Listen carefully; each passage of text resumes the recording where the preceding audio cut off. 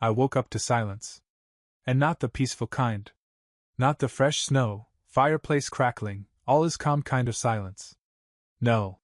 This was the creaking floorboards, open door, where the hell is everybody kind of silence. It was Christmas Eve.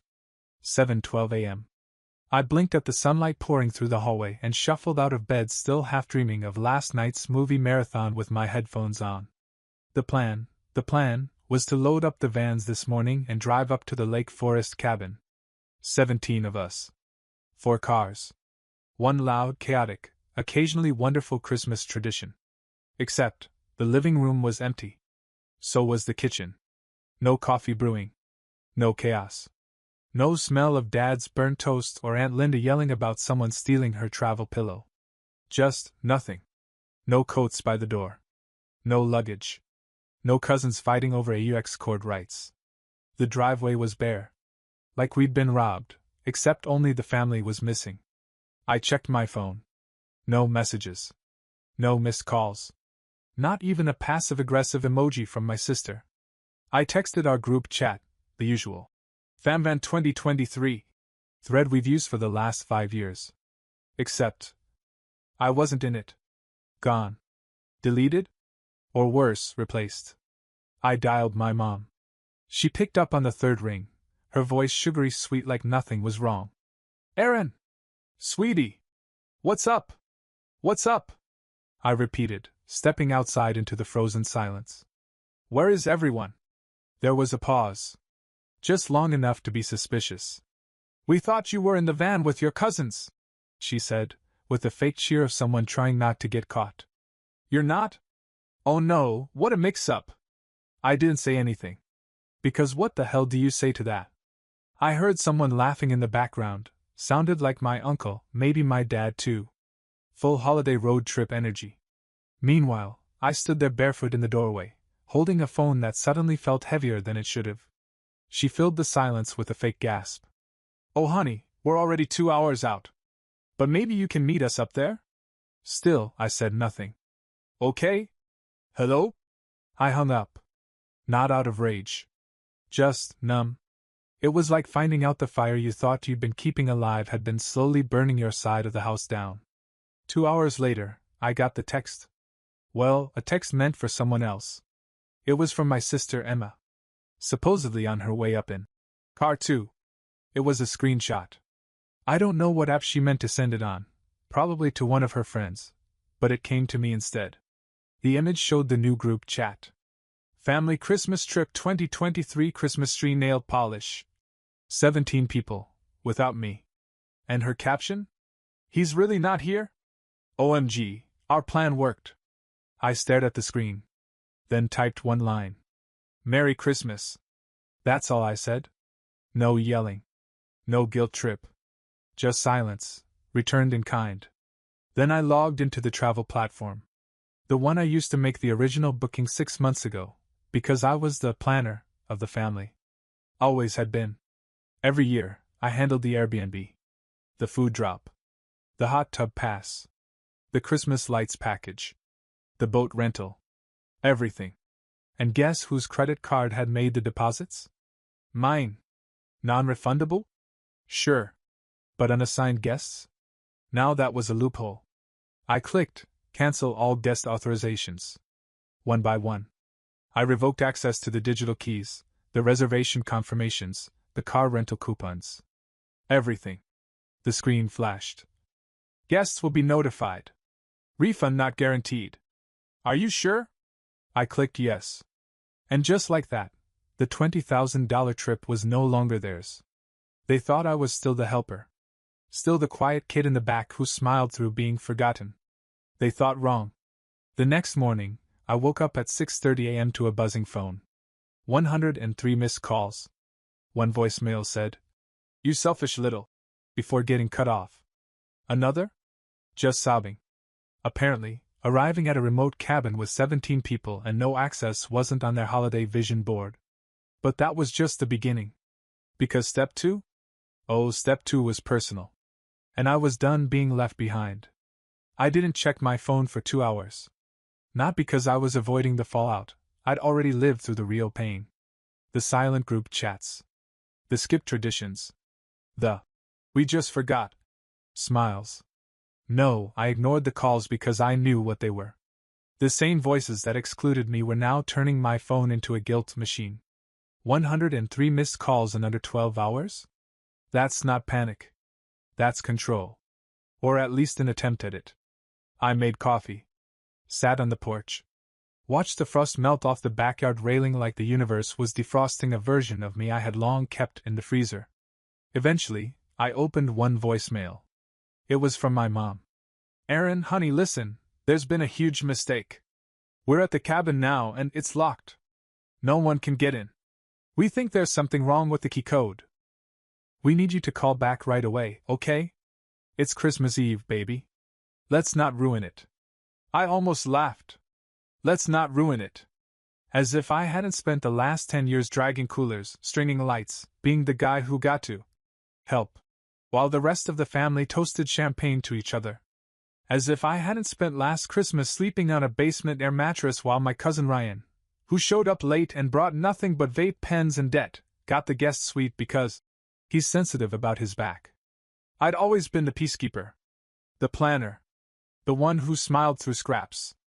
But that laminated sign I left behind? That was the new me. Because while they were coordinating carpool groups and posting fake nice selfies, I had spent 2 hours the night before crafting a little message, printed on thick paper, slid into a weatherproof sleeve, and duct taped to the cabin's front door. The family arrived to locked smart locks. Dead Wi-Fi. No digital keys. And this, to the guests formerly known as family. This cabin was booked 6 months ago by me, paid for by me, and coordinated by me, down to the extra blankets, hot tub access, and custom Esmores kits that none of you will be enjoying. If you're reading this, you know why. I woke up to an empty house. 17 people. 4 vehicles. 1 group chat, without me. You lied. You planned it. And you left me out. So I've made a decision. You're still welcome to enjoy the snow. But the warmth? The food? The roof? That left with me. Merry Christmas. Aaron. I'm told they stood there for a long time. Some didn't believe it. Uncle Jeff tried the lock a few dozen times. Cousin Sam said it had to be a prank. And then Emma, my sister, the one who sent our plan worked. Screenshot, started crying. Of course she did. Because people like Emma cry when consequences show up. When the quiet one stops absorbing the blow. By sunset, they'd driven back down the mountain. Most stayed in the town's only motel, one that hadn't seen a renovation since the Reagan administration. No hot tub. No catered meals. No holiday playlist echoing from surround sound. Just beige walls, buzzing lights, and 1 bar of cell reception. And me? I was still home. Not lonely. Not bitter. Just still. Still in my own kitchen.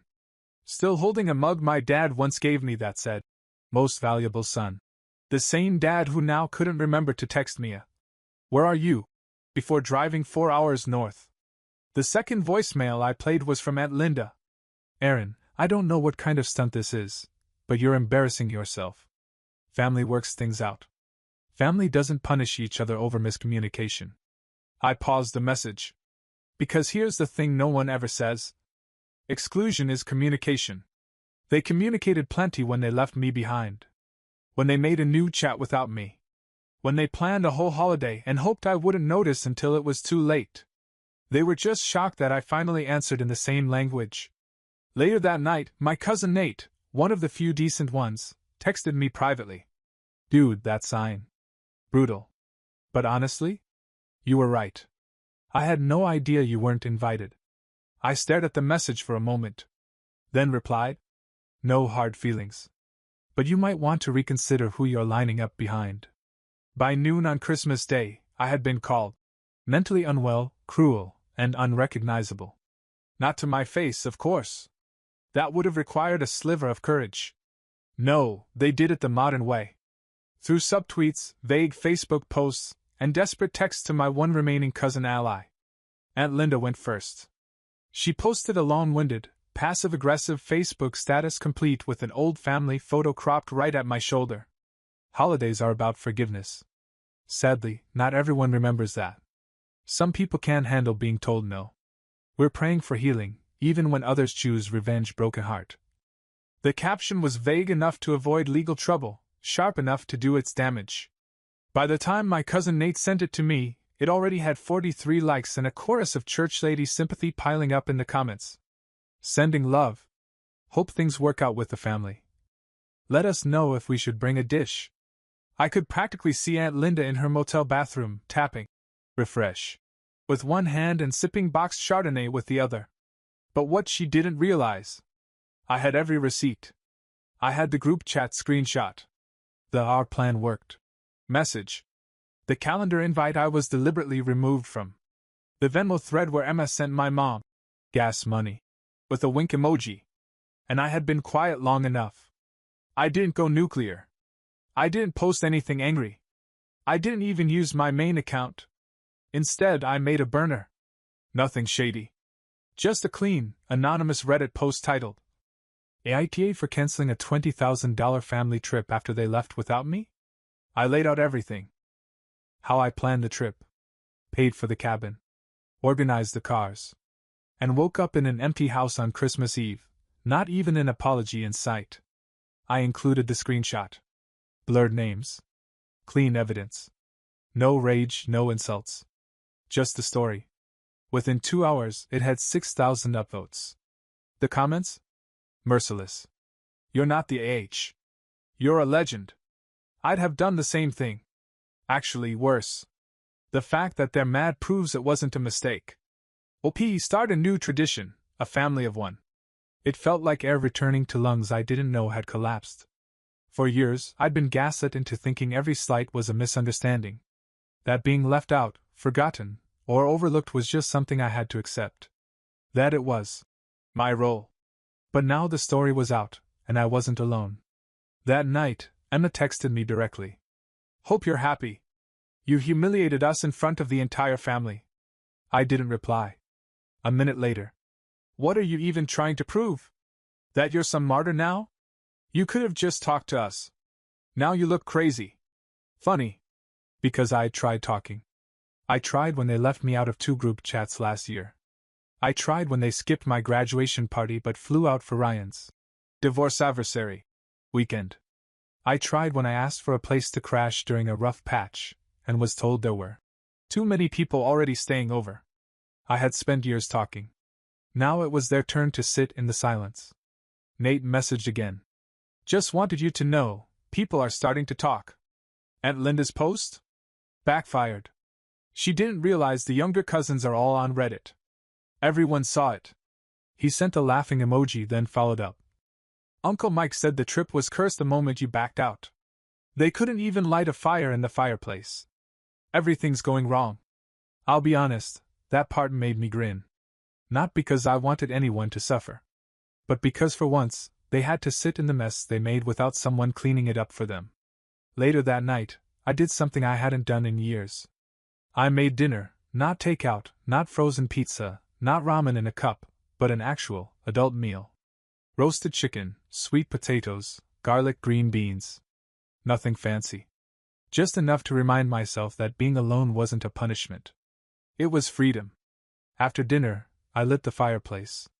Put on music. Watched the snow fall through the window of a house I wasn't afraid to call mine anymore. No yelling. No guilt trips. No being asked to make room for everyone else's comfort. And that's when I started writing the list. Step 3. Because yes, there would be a step 3.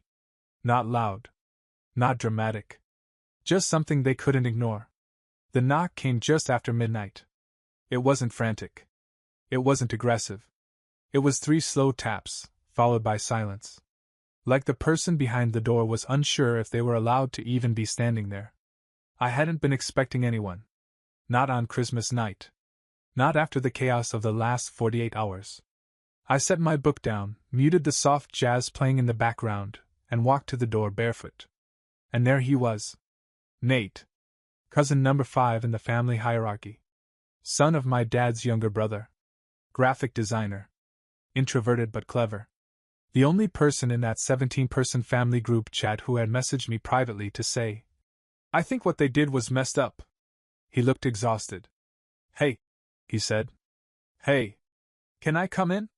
I hesitated a moment, more for form than anything else, then opened the door wider. Shoes off, I said quietly. New rug. He smiled. Kicked off his boots. Followed me into the kitchen like he'd done 100 times before when we were kids.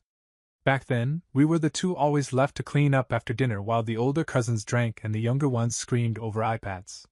Some roles never changed. Others had to. He dropped his backpack on the floor and sat at the table. Brought whiskey, he said, fishing out a half-full flask. Didn't know what you had left. Heard the trip got complicated. I poured 2 glasses without speaking. We sat there in silence for a while. Just breathing. Sipping. Finally, he said, You were right. I didn't answer. I didn't need to. They planned it, he said. All of it. Emma told my sister she was sick of you sucking the energy out of the holidays. Said this year needed to be drama-free. Said you wouldn't notice if they all left early. She was almost right, I said. Nate looked up at me. They've been talking about this since Thanksgiving. I blinked. Wait, since then? He nodded. The group chat without you? It's been active for months. They were posting in both chats at the same time, just to keep you off the scent. I took a slow breath. Not out of surprise, but out of confirmation. The suspicion I'd been trying to suppress for weeks, maybe years, had finally formed into something solid. They called you controlling, Nate said quietly. Said you get weird about money? That you make everything about logistics instead of spirit. I let out a single laugh. No joy in it.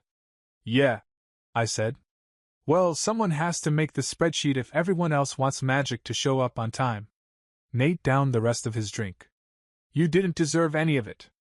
And I'm sorry I didn't say more sooner. I looked at him. Really looked at him. He meant it. But apologies didn't fix the past. They just made the present bearable. What happened up there? I asked. He shook his head. Oh man. You wouldn't believe it. First, the motel ran out of rooms. Emma and Aunt Linda had to share a double bed and fought all night. Then the restaurant reservation got cancelled because no one confirmed it. Ryan got food poisoning from a gas station taco. Uncle Jeff's car battery died. And your mom lost her phone charger and blamed the motel clerk. I smiled into my glass. But the best part, he continued, they tried to rent a rec hall to save the weekend. Guess who had already booked it a week ago? I blinked. You. He grinned. I remembered what you said last year. That if they didn't want you organizing things anymore, someone else could try. So I tried. And they hated it. I leaned back in my chair. You were planning something? Not revenge. Just a backup plan. In case they pulled this. Didn't expect them to actually go through with it. I nodded. Neither did I. He finished the whiskey, then pulled out a folded piece of paper. Here, he said. What's this? It's my RSVP. For whatever you're planning next. I unfolded it. It was a hand-drawn invitation. Rough lines, black ink, 2 checkboxes. Are you building a new family tradition? Count me in. Still attached to chaos. Below he had written. Choose me. Not them. If you ever want someone to bring ice and not ruin everything. I folded the paper carefully and set it on the table. I might, I said. I just might. It started with a spreadsheet. Old habit, maybe? Or maybe I just needed to see it all laid out, clean, structured, mine. New Year's, birthdays, next year's holidays. A list of what I'd usually be planning. What I'd usually be coordinating. Who I'd usually be cleaning up after. And this time? A blank slate. I put one name on the invite column, Nate. The rest stayed empty. I wasn't being petty. I was being honest. For the first time in years, I didn't want to extend an olive branch just to get slapped with it later. Instead, I made other plans. Not out of spite, out of peace. I started looking at coastal rentals. Places with no family legacy. No old memories baked into the walls. Just quiet, good food, and people I actually wanted to be around. I started talking to friends, The ones who didn't need blood to make something feel like home. Turns out, once you stop being the one who chases, a lot of doors stop slamming in your face. But just as I was beginning to feel like the world might be bigger than the guilt I grew up in, I got another knock. This time, it wasn't Nate. It was Emma. She didn't bring cookies. She didn't wear contrition. She wore designer boots, a white parka, and sunglasses despite the fact it was snowing. She looked like someone prepared to lose a lawsuit, not make peace. I opened the door. Barely. "I know I'm probably the last person you want to see," she said, breath visible in the cold. "You're not wrong," I said. "Can I come in?" "That depends," I said. "Is this an apology or a PR stunt?" She sighed. "Can it be both?" I didn't answer. Just stepped aside. She came in, carefully avoiding the rug. Looked around like she was seeing the place for the first time, even though we'd spent every other Thanksgiving in that very living room, watching reruns and arguing over pie crusts. "You've been busy," she said.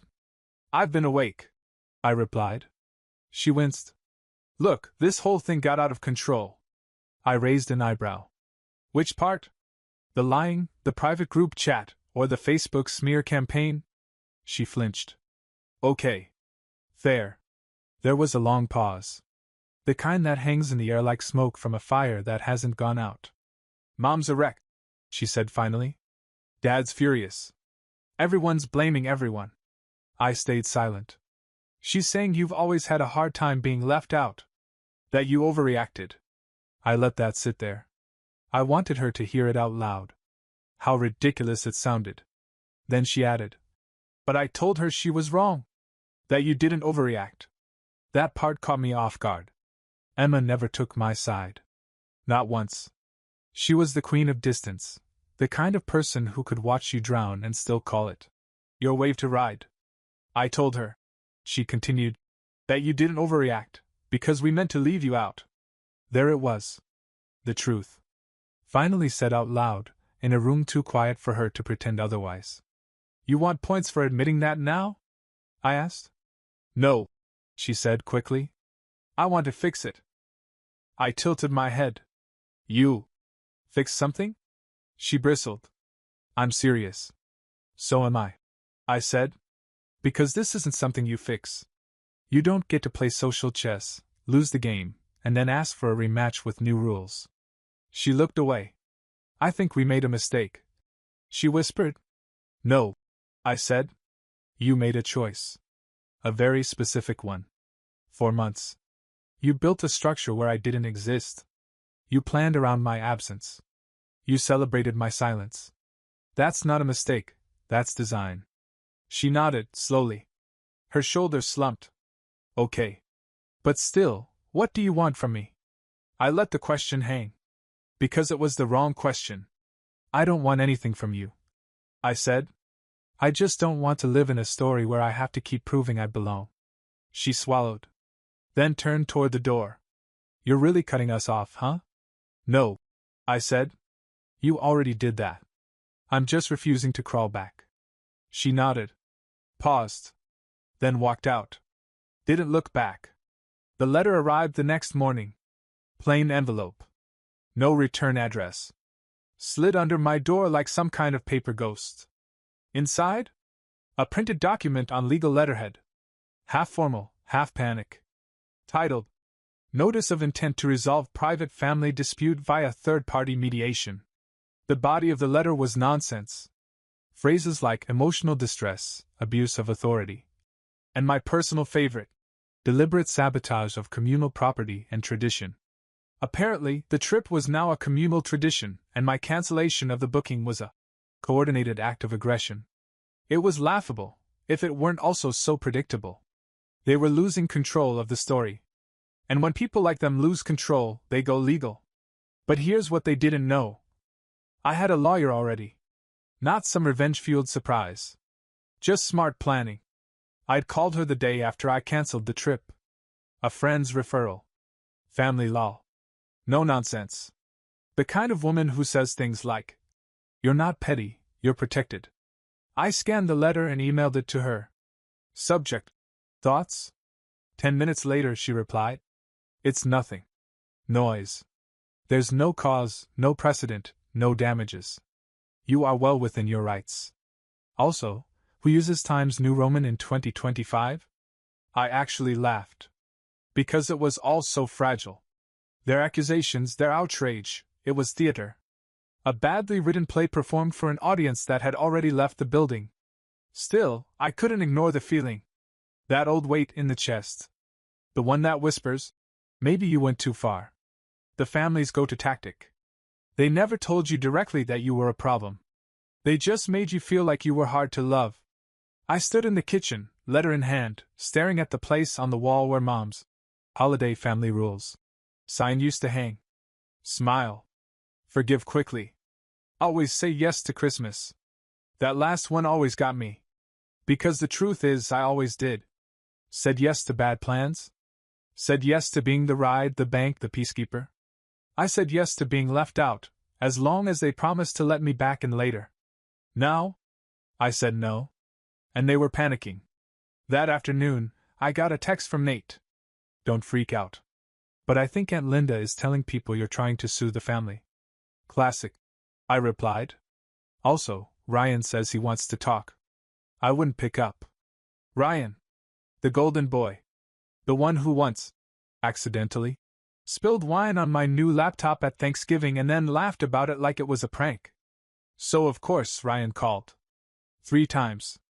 I didn't answer. On the 4th, he left a voicemail. Hey man. So I don't know what's been said or what you think happened, but we're all just super stressed. And maybe it's time to talk? You don't want this to get uglier. Trust me. Just call me back and we can work something out. There it was again. Not an apology. A threat disguised as concern. I sent the voicemail to my lawyer. She responded. Cute. Still meaningless. Then added. Also, if they try to escalate this, I'll be requesting a full financial accounting of all trips from the last 5 years. If you've been paying out of pocket, they're going to want to drop this very fast. For the first time in days, I felt something loosen in my chest. Because they'd spent years assuming I'd never speak up. Never say no. Never defend myself. They mistook kindness for compliance. They were about to learn the difference. That night I sat at my desk and opened a new file. Title, Holidays 2025, Chosen Family Edition. I made a list. It wasn't long. But it was enough. Nate. Sasha. Malik. Julia. People who didn't guilt me for having boundaries. People who never made me beg for inclusion. I typed the last line slowly. This year, we build something new. Not out of spite. Out of survival. The text came on a Thursday morning. From my mother. Simple. Formal. We would like to meet. All of us. At your house. Sunday at 4. No, sweetheart. No guilt-laced emoji. Just logistics. I stared at it for a minute, then texted my lawyer. Can I legally record a conversation in my own house? She replied. Yes. And I'd advise it. I didn't tell them I'd say yes. I didn't confirm. I didn't ask who, all of us, meant.